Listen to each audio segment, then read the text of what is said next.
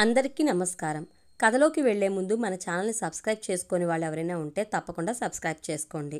ఇప్పుడు నాగవీర్ దానికి అప్లై చేయాలా వద్దా, ప్రాజెక్ట్ తమకి వస్తుందా రాదా అని ఆలోచించట్లేదు. ఒకవేళ ప్రాజెక్ట్ ఓకే అయితే దాన్ని ఇన్ టైంలో కంప్లీట్ చేయగలనా లేదా, దానికోసం ఏం చేయాలి, ఎలా చేయాలి అని ఎంతో తీవ్రంగా ఇప్పటి నుంచి ఆలోచిస్తున్నాడు. కొంచెం అటు ఇటు అయ్యి డిస్టర్బెన్స్ ఏమొచ్చినా ఇప్పుడున్న మ్యాన్ పవర్తో ప్రాజెక్ట్ పూర్తి చేయడం చాలా కష్టం. ఇన్ టైంలో ఫినిష్ చేయాలంటే ఇప్పుడున్న బ్రాంచ్లు కాకుండా కనీసం మరో 2 రాష్ట్రాల్లోనన్నా కొత్త బ్రాంచ్లు పెట్టాలి. అక్కడ ఉండే ఐటీ జెమ్స్ని అపాయింట్మెంట్ చేసుకుంటేనే 1 year లోపల ప్రాజెక్ట్ సక్సెస్ఫుల్గా సాటిస్ఫైడ్గా కంప్లీట్ చేయొచ్చు. కానీ మరో 2 బ్రాంచ్లు పెట్టాలంటే మామూలు విషయం కాదు. సెలక్షన్ మొదలైన వాటికి టైం ఎస్టిమేషన్ వేసుకున్నాడు. అతను ఎంతో కష్టపడితే తప్ప ఆ హెవీ ప్రాజెక్ట్ కంప్లీట్ కాదని అర్థమైంది. నాగవీరికి సాహసాలంటే ఎంతో ఇష్టం. పనికిరాని విషయాలు అని అనిపించే వాటి జోలికి అస్సలు వెళ్ళడు. ఖాళీగా కూర్చోవడం, రకరకాల కాలక్షేప వ్యాపకాలతో టైం పాస్ చేయడం వంటివి అతనికి అస్సలు నచ్చవు. తక్కువ అనుభవాలతోనే టైం విలువని చాలా ఎక్కువగా తెలుసుకున్నవాడు. ఎప్పుడు అతని పనేదో అతను అంతే. ఒకదాని తర్వాత ఒకటిగా ఎప్పుడు ఏదో ఒకటి సాధించాలని గోల్ పెట్టుకుంటూనే ఉంటాడు. ప్రతిసారి ఆ గోల్ కూడా ఎంతో కష్టమైంది, చెయ్యలేనేమో అనిపించేదే అయ్యుంటుంది. ఇప్పుడు కూడా యూకే ప్రాజెక్ట్ అతనికి ఒక ఛాలెంజ్లా కనిపిస్తుంది. ప్రాజెక్ట్కి అప్లై చేయడానికి ఇంకో అరగంట టైం మాత్రమే ఉంది. దానికోసమే మెయిల్ ప్రిపేర్ చేస్తున్నాడు నాగవీర్. ఈ ప్రాజెక్ట్ లాంటివే అతను ఇంతకుముందు కంప్లీట్ చేసిన ప్రోగ్రామింగ్ ప్రాజెక్టుల వివరాలను కూడా మెయిల్కి అటాచ్ చేశాడు.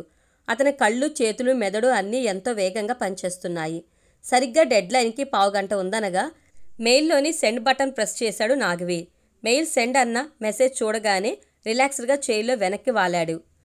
ఈరోజు సాయంత్రం త్వరగా వచ్చే అన్న తల్లి మాటలు గుర్తొచ్చాయి. సిస్టమ్ వంక చూశాడు. బయోమెట్రిక్ అటెండెన్స్ ప్రోగ్రామ్ ఓపెన్ చేసి ఉంది. టుడే అటెండెన్స్లో శిల్ప ఆప్షన్స్ని చూడగానే నాగవీర్ బ్రుక్టి ముడిపడింది. వెంటనే శిల్ప పేరు టైప్ చేసి ఆమె రికార్డ్ చూశాడు. అందులో 4 రోజుల నుంచి ఆమె ఆబ్సెంట్ కనబడింది. వెంటనే శిల్పకి ఫోన్ చేశాడు. లీవ్ ఇన్ఫార్మ్ చేయకుండా 4 days ఆబ్సెంట్ ఏంటి? ఫోన్లో కమాండింగ్గా ఉంది నాగవీర్ గొంతు. ఆఫీస్కి రానని చెప్పడానికి తడబడుతూ నీళ్లు నమిలింది శిల్ప. మనిద్దరి మధ్య జరిగిన దానికి సారీ చెప్పి నీ గిల్టీ పోవడానికి ఏం కావాలో అడుగు అని నీకు బంపర్ ఆఫర్ ఇవ్వచ్చు. బట్ నేను అలా అడిగితే నీ క్యారెక్టర్ని ఇన్సల్ట్ చేసినట్టు అవుతుంది. మనం చేసింది తప్పు అనుకుంటే ఎంజాయ్ చేసిన ఫీల్లోని టేస్ట్ పోతుంది.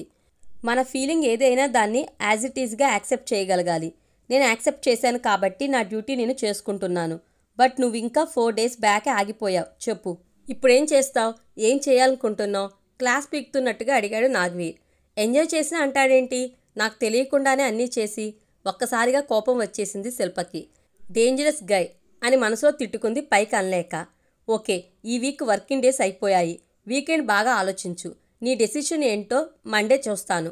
బాయ్, టేక్ కేర్ అని ఫోన్ కట్ చేసేశాడు నాగవీర్. ఆ వెంటనే అతని సెల్ ఫోన్ రింగ్ అయింది. చూస్తే ఇంటి నెంబర్. కాల్ యాక్సెప్ట్ చేసి మాట్లాడుతూ కార్ కీస్ తీసుకుని ఛాంబర్లోంచి బయటకు వచ్చాడు. ఫోన్లో మాట్లాడుతూనే ఆఫీస్ పక్కనే ఉన్న రిలయన్స్ ఫ్రెష్కి వెళ్ళాడు.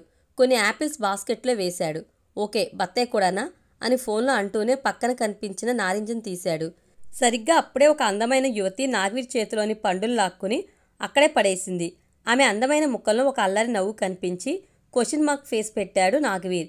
ఇవి నారింజ, మీకు బత్తాయి కావాలంటే అటున్నాయి చూడండి అని నవ్వుతూ చెప్పింది ఆ అమ్మాయి.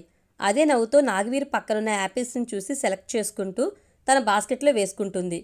Thank you very much, your sweet name అని షేక్ హ్యాండ్ కోసం చేయి చాపాడు నాగవీర్. తలెత్తి నాగవీర్ కళ్ళలోకి చూసింది. అంతే, ఆమె పెదవుల్లోని అల్లరి నవ్వు నిదానంగా మాయమైంది. రెప్ప వేయకుండా నాగవీర్ కళ్ళ వంకే అడ్మైరింగ్గా చూస్తూ హాసిని అని అప్రయత్నంగా చేతిని చాచిందామె. Oh beautiful name, just like you. ఈరోజు మా ఇంట్లో చిన్న ఫంక్షన్ ఉంది, ప్లీజ్ ట్రై టు కమ్ అని ఆమె చేతిని చిన్నగా నొక్కి వదిలాడు. హాసినికి ఏదో అవుతుంది. తప్పకుండా వస్తానని అతనితో చెప్పేయాలని ఎంతో బలంగా అనిపిస్తుంది. కానీ తనకి వేరే ఇంపార్టెంట్ పనేదో ఉందని కూడా తెలుస్తుంది. Yes but I will but అని సందిగ్ధంగా అంది. మిమ్మల్ని ఇలా సడన్గా ఎలా ఇన్వైట్ చేయాలో అర్థం కావట్లేదు. ఇట్స్ మై అడ్రస్, షార్ప్ 7కి వస్తారుగా అంటూ జేబులోంచి ఇంటి అడ్రస్ విజిటింగ్ కార్డు తీసిచ్చాడు నాగవీర్. రోబోలాగా తలూపుతో ఆ కార్డు తీసుకుంది హాసిని. వాడంత ఫోర్స్ చేస్తున్నప్పుడు లాగి ఒకటి పీకాల్సింది, లేకపోతే నాకు ఫోన్ చేసుండాల్సింది అని తన బెస్ట్ ఫ్రెండ్ శిల్పతో మాట్లాడిన హాసినియే ఈ హాసిని. రాత్రి 8 గంటలయింది. తాజ్మహల్కి లైటింగ్ పెట్టినట్టు ఎంతో కలర్ఫుల్గా వెలిగిపోతుంది ఆ ఇల్లు. పట్టు చీరలు కట్టుకుని అందం అలంకరణలతో దగదగా మెరుస్తున్నారు అక్కడున్న ఆడవాళ్లు. ఇల్లంతా డెకరేట్ చేయబడ్డ రంగురంగు పూలు. ఆడవాళ్ల అందంతో ఎంతో పోటీ పడుతున్నాయి. సంతోషం, సుగంధం, సుకుమారం అన్నీ కలిసి ఆ ఇల్లంతా ఎంతో సందడిగా ఉంది. నాగవీర్ తల్లి మృదుల ఈరోజు ఏదో పూజ కార్యక్రమం తలపెట్టింది. ఆ పూజ కోసమే ఆమె అత్తగారైన సత్యవర్ధినిని కూడా సుబ్రహ్మణ్యపురం నుంచి రప్పించింది. హాల్లో పూజ జరుగుతుంది. నాగవీర్ హాల్లోనే అటు ఇటు తిరుగుతూ మధ్య మధ్యలో హాసిని కోసం గుమ్మం వైపు చూస్తున్నాడు. ఓ పక్క కోడలు మృదులతో దగ్గరుండి పూజ చేయిస్తూనే నాగవీర్లోని వశీకరణ శక్తి గురించి తెలిసిన సత్యవర్ధిని ఎప్పట్లానే అనుమానంతో అతన్ని ఓరకంట గమనిస్తుంది.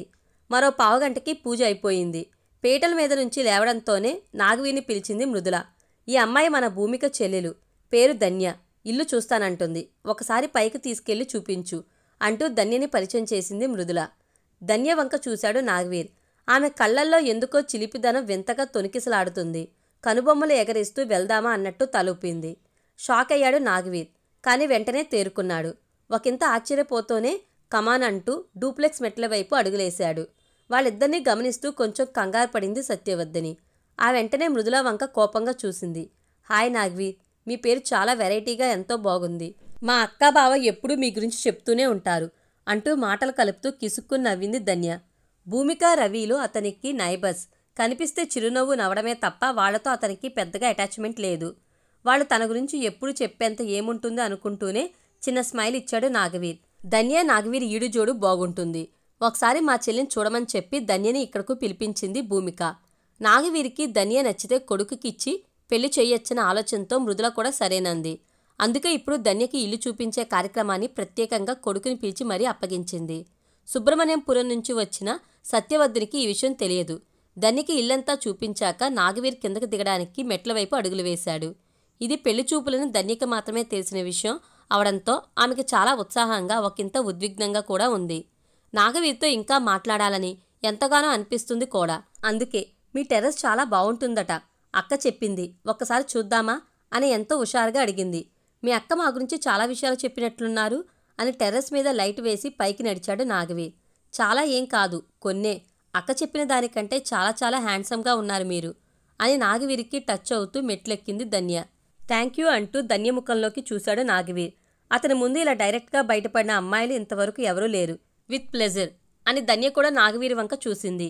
లైట్ కాంతి పడి పాము కళ్ళ మాదిరి ఉన్న అతని కళ్ళు గాజుగోళాల్లా ఎంతో ఆకర్షణీయంగా మెరుస్తున్నాయి. ఎందుకో ఒక్కసారిగా తన గుండెల్లోకి బలమైనదేదో దూసుకెళ్తున్నట్టుగా అనిపించింది ధన్యకి.